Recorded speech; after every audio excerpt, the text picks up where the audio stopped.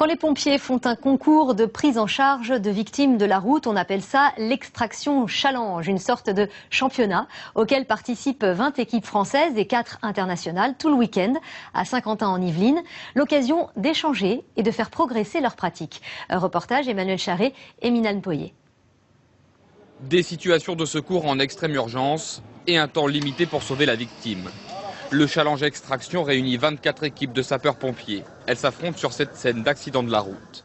Parmi les concurrents, des pompiers de toute la France et 4 équipes venues de l'étranger, ici celle de New York.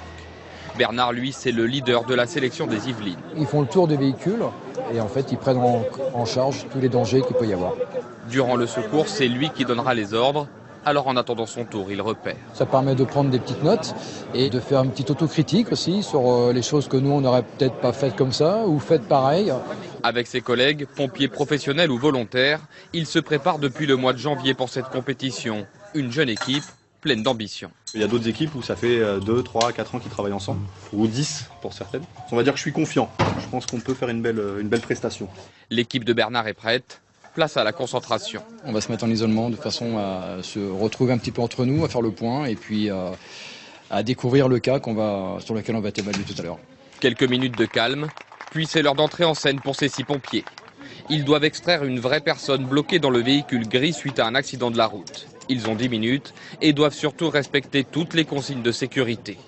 L'homme au dossard rouge est un des juges, c'est lui qui notera leurs prestations. En marge de ce concours, l'événement est aussi l'occasion d'alerter les plus jeunes sur la sécurité routière. Est-ce que vous mettez tous votre ceinture de sécurité dans le car? Ici, l'objectif est de sensibiliser au port de la ceinture de sécurité dans les autocars. Simulation à vitesse réduite d'un basculement lors d'un accident. Et cela semble faire son effet. Je ne l'avais jamais mis. Mais maintenant, je connais les risques et tout. Maintenant, je pense que je vais la mettre.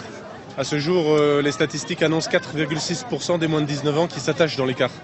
Et donc on fait tout pour essayer d'augmenter ce pourcentage-là. Bernard et son équipe viennent de terminer leur secours. La victime a été extraite avec succès en tout juste 10 minutes. Ils connaîtront leurs résultats ce week-end et espèrent se qualifier pour les championnats du monde. Voilà maintenant une compétition qui permet aux pompiers du monde entier de confronter leurs techniques. 24 équipes s'affrontent depuis 3 jours à Saint-Quentin-en-Yvelines. Cela ressemble à du sport, mais le but est toujours d'améliorer la durée d'intervention et donc de sauver des vies. Anne-Laure Cros et Pascal Rousset. Première épreuve de rapidité. Ces pompiers ont 10 minutes pour sauver une femme qui joue une victime dans cette voiture accidentée. Il y a urgence. Geste de premier secours, puis désincarcération. 24 équipes de professionnels venus de toute la France, mais aussi de l'étranger, participent à la compétition. Le chronomètre tourne, plus que 10 secondes. Au coup de sifflet, la victime est évacuée. J'aurais préféré avoir 5 secondes de plus, mais bon, on est là nous pour apprendre, pour échanger avec les autres départements, parce que chaque département et chaque pays a une notion différente de la désincarcération. Et on est là pour croiser et comparer nos techniques pour pouvoir les retransmettre à nos équipiers dans la réalité et être plus performants dans la réalité. Les gagnants représenteront la France à la compétition internationale du secours routier. Pour les évaluer, une longue liste de critères liés à la sécurité, l'efficacité. J'assimile souvent ce genre d'épreuve à ce que l'on voit en Formule 1. Vous avez à chaque fois un mécanicien qui a un rôle bien précis, qui s'occupe de la roue, l'autre qui s'occupe des écrous.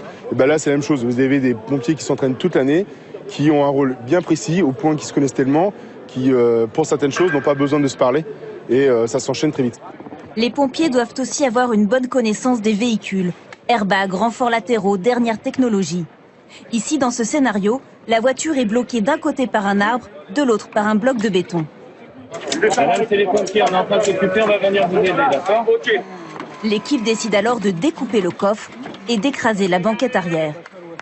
En moyenne, les pompiers effectuent une intervention toutes les 7 secondes.